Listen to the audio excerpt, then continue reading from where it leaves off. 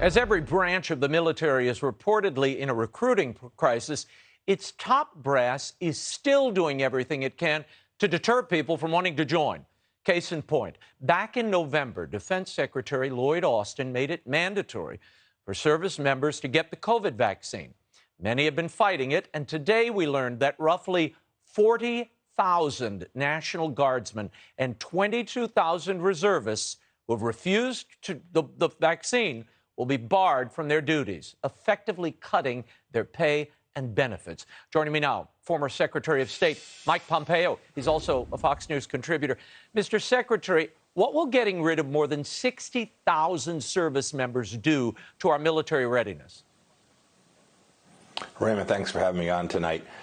You mentioned the recruiting problems we're already facing.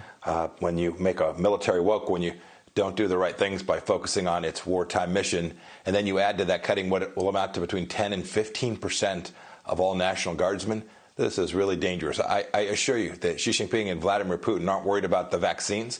They're worried about making their militaries more capable. We should be focused on the same thing. There's a real risk to readiness, a real risk to making sure that we have units that are capable of deploying should something be required of them. This is silly. It's not based on science. It makes no sense. And I hope this president will change his ways. And if there's a president after him, he should reinstate every one of these folks that they deny the capacity to go do what they're trying to do, to serve voluntarily on behalf of the United States of America. Particularly what we're learning now about herd immunity, and that so many people are already having COVID, who haven't been vaccinated, have gotten COVID, and therefore they are immune at this point. I want to turn to the assassination of former Japanese Prime Minister Shinzo Abe.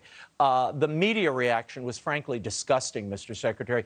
NPR tweeted, then deleted, that Abe was a divisive arch-conservative, and CBS This Morning remembered him this way. A polarizing figure, he was a right-wing nationalist and conservative, and a fierce supporter of Japan's military. Mr. Secretary, who exactly was he polarizing to? He was the country's longest-serving prime minister who won by huge margins. Raymond, this is sick. It's sick to see these left-wing media folks go after a man who was just assassinated.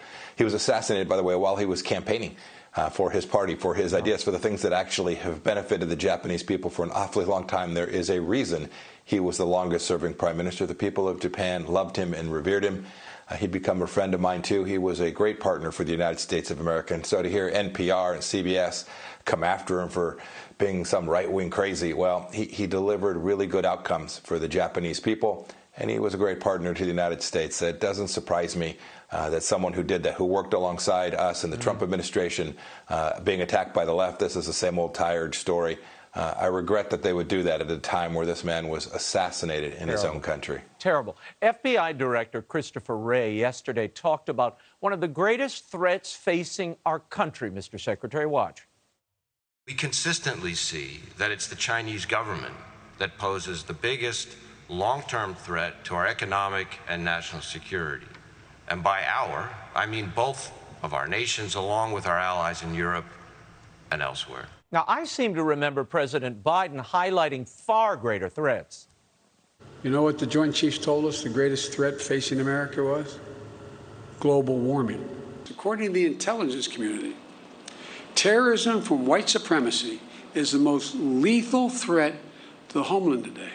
Not ISIS, not Al-Qaeda, white supremacists. Mr. Secretary, who's right, Wray or Biden? I'm with Ray. Ray nailed it. Ray's got it exactly right. The Chinese Communist Party has been abusing the American people. They've stolen millions of our jobs. They've taken away intellectual property. They've stolen our secrets in our universities. Director Ray has this right. The Chinese Communist Party, not climate change, not white supremacism, actually present real risks to every American all across this country. And they're probably incensed, the media as well as parts of the Biden administration, about the Abe, with Abe missing.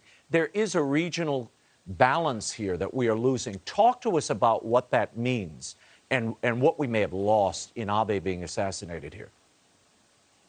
Yeah, Prime Minister Abe was really the first and most significant Asian leader to confront the Chinese Communist Party. It's hard when you're in their neck of the woods there in the Pacific, but he was serious about it. He partnered with Australia, with the South Koreans.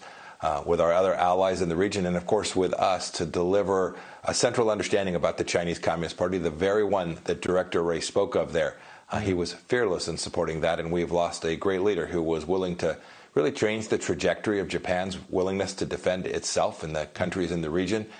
There's a real risk today, whether that's Taiwan or Japan itself or the south central parts of the Pacific.